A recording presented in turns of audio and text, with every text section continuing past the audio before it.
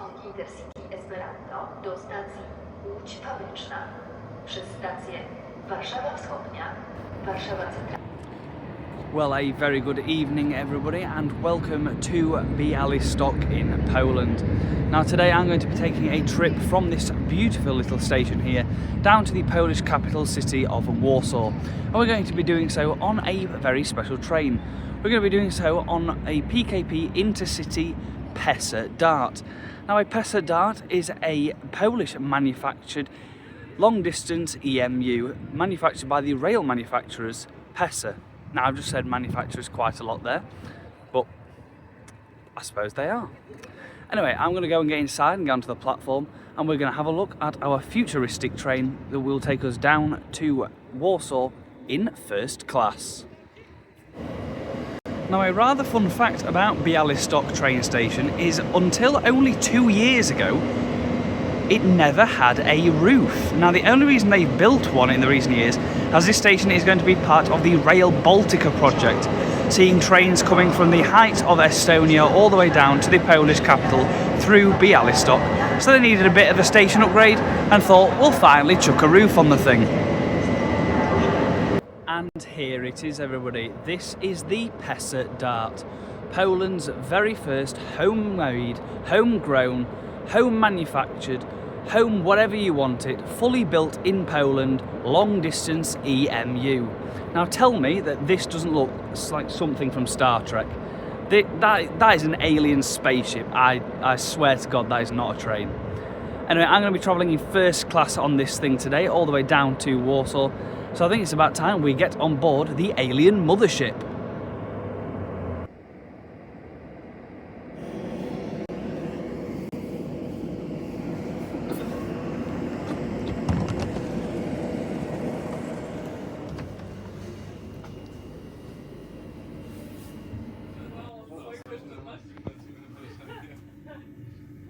And here we are, ladies and gentlemen. Welcome on board the PKP Intercity PESA Dart in first class. As you see, I'm sat on a two facing each other table seat. The layout of this train is in a 2x1 configuration here in first class. And it is very spacious. There is a lot of room. I think I'm going to give you a seat tour before we actually leave Bialystok on this train, because I'm quite tired and I would like to just kind of settle down on board this one. So the sooner I get all of my filming duties done, the better for me. This is my seat on board today's train, and as you can see, it is very spacious. We've got a very large headrest with a kind of like cuff shirt, which doesn't really fold in well to the curve, so it kind of folds onto your head. The seat is well padded, although it is actually quite thin, but it does seem comfortable, and the bum area is very spacious. Very wide seat, nice stylish leather armrests as well on here. Each of the seats has a bin on the table, individual bins, which is very nice on the Polish trains here. We've got a fold out tray table, so I've already got a lot of leg room. If I want to get some work done or have some food or things, the tray table folds out like that to make it much larger for the two of you. Individual cup holders as well. Under each seat as well, on these single seats anyway, we have a EU power socket, and there is a recline lever. However, I've been fiddling around with this and I can't for the life of me get it to recline for some reason. Now I don't know if the lack of recline is due to, I don't know, because we've not left the station yet or something, but I tried the seat in front of me as well, and that one will not recline whatsoever, but that is definitely a reclining lever. And I'd be surprised if a first class seat doesn't recline, considering the second class seats do. As you can see over here, we have an example of the 4x4 facing table seats. They have the two EU plug sockets both in the middle of them rather than under the seat, and a handy little space in between the seats to show you just how much space there actually is between each passenger. You can store anything on there, like a drink, snacks, or even a bag. And lastly, each window here has a pull-down blind to block out the sun if you want some rest on board. Overall, though, I'm quite impressed with this seat. Apart from whatever this thing's doing here, I'm not quite sure. Now, I'm also not sure if you get any service in first class on board this train, with it not being an EIP, which is the premium train. I did a video on that the other week, so if you want to have a look at that while I'm here, one of these corners, I'll pop up a link. There is a bar cart on this train. I feel like I might check that out at some point, and I will obviously take you guys with me. But we'll just see how the journey goes anyway. So some little facts about this train before we get underway. As futuristic as these trains look on the outside anyway, these trains are already actually 10 years old, as PESA manufactured 20 of these back in 2015 for PKP. Now, this was PESA's first ever attempt at making a long-distance EMU, as before this they'd only manufactured a range of trams and like small regional EMUs, nothing like a full distance long first class service train like this. So this was their first ever venture, so it'll be interesting to see if they did it right. As punctual as ever in Poland, we pulled out of Bialystok right on time on what would be a backbreaker of a journey, but more on that later.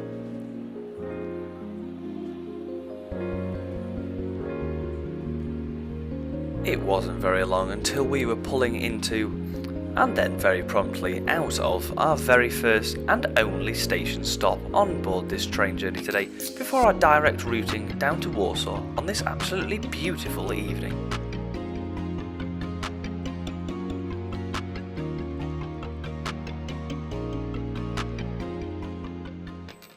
Now, I've not been on this train long, and already I've started to figure out a bit of an issue with my seat.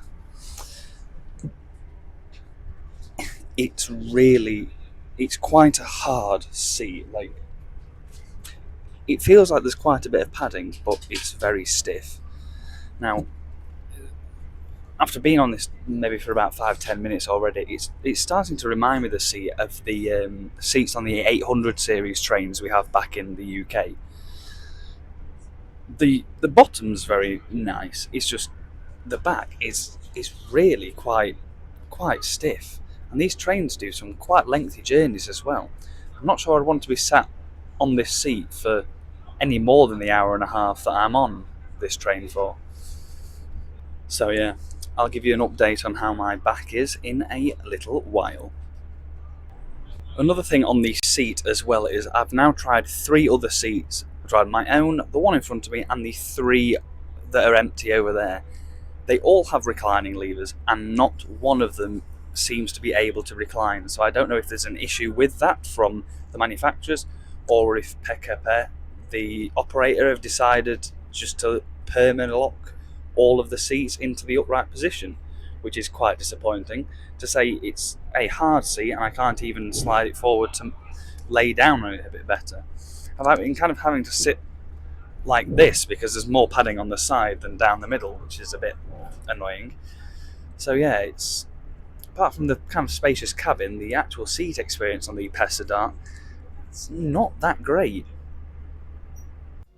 Now, although the seat comfort wasn't that great, something that was the absolutely incredible sunset view that accompanied us for most of our journey this evening.